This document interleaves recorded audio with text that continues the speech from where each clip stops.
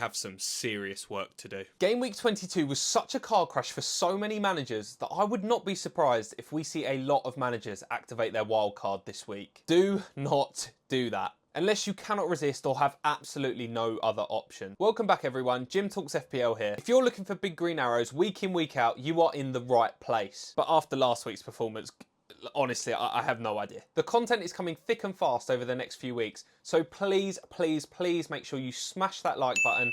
And if you're new around here, which as I said before, most of you are, please subscribe. I'd hate for you to miss anything. Without further ado, let's get into the video and take a look at the best fixtures to target over the next 6 game weeks.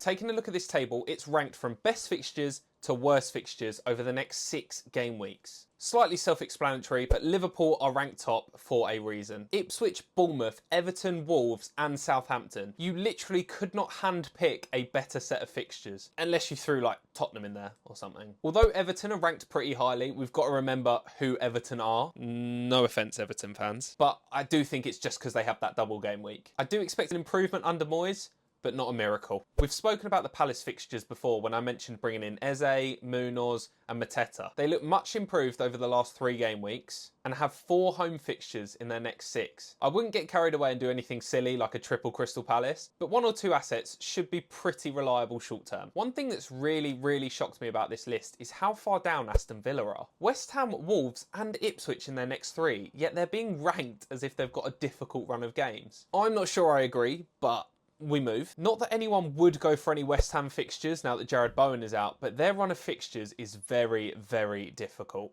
I would not recommend going near any of their players. Even though they've got a new manager, it's a must avoid, but I am sort of just stating the obvious. On the flip side to that, you might be tempted to go for Phil Foden following what he's done over the last 3 or 4 weeks. Do not do it. I repeat, do not do it. For those managers that brought Phil Foden in 3, 4, even 5 weeks ago, fair play. You've had an absolute blinder. But Manchester City now have statistically the hardest run of fixtures in the Premier League. Chelsea, Arsenal, Newcastle, Liverpool, Tottenham and Forest. No, thank you. I'm just going to quickly mention on Arsenal. Trust me, I'm in the same boat as a lot of you. It is very tempting to dump your Arsenal assets right now. They're not keeping clean sheets. They're not scoring a lot of goals. Or the assets that are scoring a lot of goals, you don't want to buy. They're people like Trossard. But if we actually look into their fixtures, 3 out of the next 4 look pretty nice. They play Wolves, Leicester and West Ham. And who knows? Cunha might be an Arsenal player at some point during those games. So statistically, Liverpool and Everton have the best run of fixtures over the next 6 weeks. Let's take a look into the tier list of which players I would be looking to bring in if I was making those transfers. So starting off with Everton, they obviously have a great double game week coming up. Despite the fact that they've got to play Liverpool, you're still going to pick up some extra points if you've got those assets. And we have to give them credit where credit's due. They have just beaten Tottenham, although Tottenham are not in a good place right now. And they still managed to nearly throw away a 3-0 lead. So we can't get carried away by that first half performance. Personally for me, I would hold off on any Everton assets until around game week 24, as Brighton away is not an easy fixture. So the top 2 Everton assets that I would be looking to bring in have to be Pickford and Tarkowski. A lot of people are going to tell you to go for Mikalenko, but honestly, Tarkowski's minutes are way more guaranteed. Mikalenko does seem to be back in the starting lineup, but he gets taken off quite early. So it's just something you need to be careful of if you look to bring him in. In my opinion, Pickford is definitely the best double game week option now, and I think he's the best double game week goalkeeper. Mainly because you want to bring in other Liverpool assets. However, he is a fantastic asset to get rid of right now, as most people are looking to get rid of either David Raya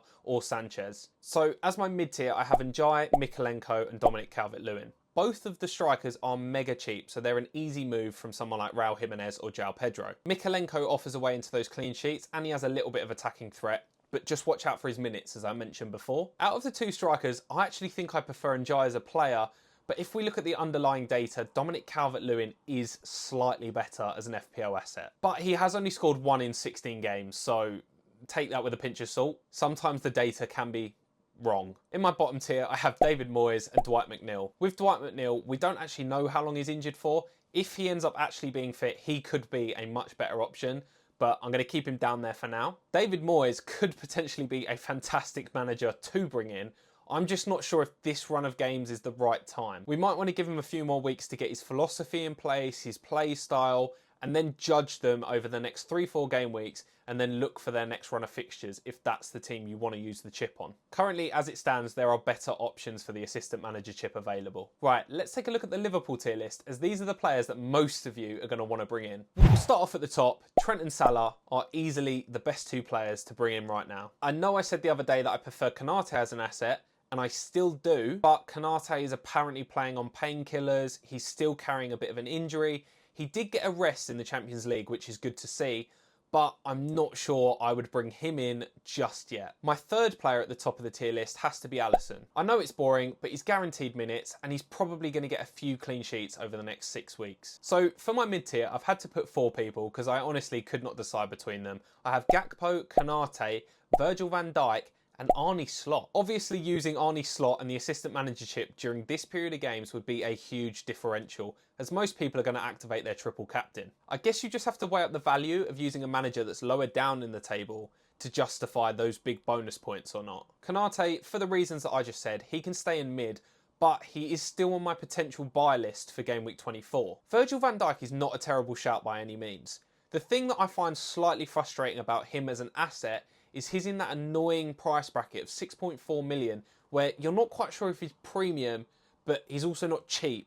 And he can really affect your budget elsewhere. And he doesn't exactly give you a lot of attacking return like someone like Trent does. A lot of people would have Gakpo at the top of this list, and I completely get it. He obviously offers a lot more going forward than Alisson. My concern with him currently is Darwin Núñez seems to have slightly regained the ability to play football. After his brace at the weekend, he could really seriously start chipping into the minutes of Cody Gakpo. I personally want to see how game week 23 plays out before I potentially make that move. If I don't bring Alisson in, then Cody Gakpo is probably my third choice. I already own Trent and Salah, for context. So in my bottom tier, I have Diaz, Darwin and Szoboszlai. Darwin, as I just mentioned, has crap minutes, but his form is improving, so that could change. With Diogo Jota being injured, Luis Diaz could be a more nailed-on starter, but he just frustrates me as an asset to own. You never know if he's going to play or not. He's started the last 2 games, so if he plays a lot of minutes in game week 23, I think he will rocket up this list, potentially above Gakpo. Szoboszlai, look, we all know he's a good player, but he doesn't offer quite as much in attacking output, so that's why he's down the bottom. But if you can't afford any of the more expensive Liverpool assets, he could be a good way into some of those double game week Liverpool returns. Right, I know a lot of you are panicking after game week 22, so out of the kindness of my own heart, I have done a game week 22 wildcard draft that we are quickly going to go through. If your team is having a big stinker and you need a massive switch up before the double game weeks, before the big fixture swaps, then this is the wild card for you. I have focused on a lot of rotation as there's a blank game week in game week 29. This might be out of some people's budget as it's quite an expensive team, but I will give you some cheap alternatives. Do not worry. The 2 goalkeepers, I would go with Alisson and Fabianski. As I said before, I do actually prefer Pickford as a double game week asset. But while on a wild card, I don't really need to risk the rotation that comes with Liverpool assets. So we'll just go with Alisson, we'll play it safe. Fabianski doesn't offer great rotation for the blank game week, but he'll do. The back 5 is fantastic, but do not get me wrong, it is going to give you some massive benching headaches. But that is exactly what you want with the upcoming 6 game weeks. We have Trent, Gabriel, Hall, Munoz and Howson. As I mentioned before, this wildcard is all about the rotation.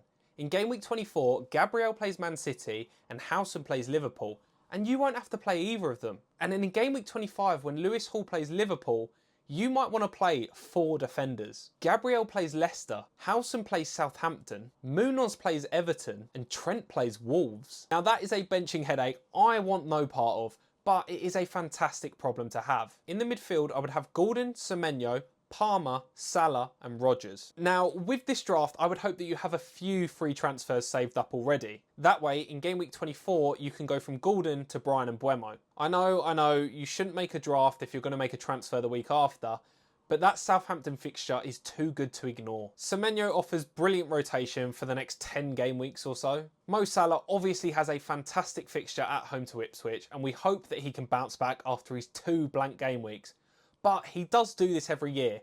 He seems to forget how to play football after Christmas. Normally we blame AFCON, but this year, I'm dumbfounded. I have no idea. Morgan Rogers, honestly, he has some of the best underlying data in the league. He will go and get a brace or a goal and an assist in the next few weeks. I'm so sure of it, especially with their fixture run. The only player that concerns me slightly in this team is, of course, Cole Palmer. He didn't look at his best on Monday night, but he still should have had 2 assists. So I'll let him off for now. Just to mention though, at the time of recording this, he is the most sold player in FPL for game week 23. Now, up front in this draft is a thing of beauty. I have Mateta, Isak and Visser. Isak has probably the trickier fixture run out of the 3, but it's Isak. He's on fire. He'll be fine. And Newcastle are playing pretty well, so you like to think that he'll still get some returns. Mateta's fixtures are incredible and he's in incredible form, and so are Visser's. You can pretty much set and forget all 3 of these until about game week 30. During this period, I would recommend saving up a few transfers, as after game week 30, all 3 of them become a little bit less desirable. Now, I know this is a very expensive draft. There aren't loads of managers that can afford it. So some of the cheap alternatives that I would do is I would potentially change Visser to Njai, or Dominic Calvert-Lewin, depending on your preference. Alternatively, you could change Alisson to Jordan Pickford and save 0.4 million. Both are good moves and both gain you an extra double game week player. So all in all, this wildcard has 4 double game week transfers if you make one of those other changes, and fantastic rotation going forward, which should help you to navigate the blank game week and not having a wildcard for game week 30. Let's go from this team of pure beauty to my team review for game week 22.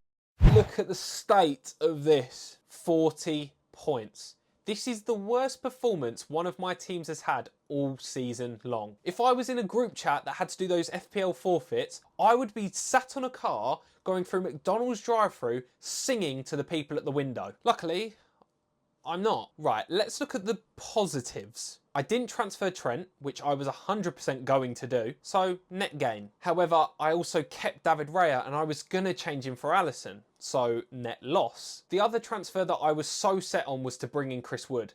The reason I didn't in the end is because I felt like I'd missed the bandwagon. Chris Wood had returned in his last 6 and he was looking fantastic, do not get me wrong. But with their fixtures coming up, the double game weeks and the blanks, it felt like it might be a wasted transfer for me right now. He's going to hurt my rank going forward, I have no doubt of that, but I also don't think he's a buy right now. So looking at the team, the Arsenal double continues to do my head in every single week. The worst thing is I wasn't even going to play both of them. My initial plan was to drop Gabriel and play Munoz, but I listened to the comments telling me Gabriel offers a lot more, Gabriel's a better player, Gabriel's in a better defence, and I swapped them, and look what happened. Munoz gets a clean sheet, Gabriel gets 2 points. And now I'm even more unsure of what I'm going to do with them, because in the next 4 fixtures, Arsenal have 3 good games. I'll probably swap out one of them. Just looking at Munoz sat on that bench is absolutely tilting me. Salah, Palmer and Isak all blanked. I can't help but think this is some kind of conspiracy. In what world does that happen? It doesn't, does it? Ridiculous. I said it last week. Eberechi Eze is now reliable. I don't care what any of you say. He's now got back-to-back returns. I am so glad that I bought him instead of Ismail Assar. This is probably one of the only times this season where looking at the data has actually benefited me. The cheap strikers continue to flop, but that's just expected at this point. Castagna continues to give me a really annoying headache week in, week out. Yes, he got a return this week. Completely get that. Was happy that he got a return. But he continues to make me pay for being a cheapskate and not just buying Robinson. According to the data, he should have more attacking returns, and he doesn't. And he should be picking up more bonus points, but he doesn't. Robinson is outperforming him every single week. I'm grateful for the return, but it hurts. But despite all of these players, every single one of them letting me down, well, most of them, there is one player in world football right now that I hate more than all of them.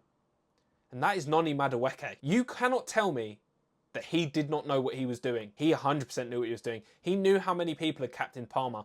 I think he'd seen my captaincy video. He's active on TikTok, he's seen it, and he just wanted to wind me up. And breathe. Anyway, let's move on to my team selection and transfer plans for game week 23.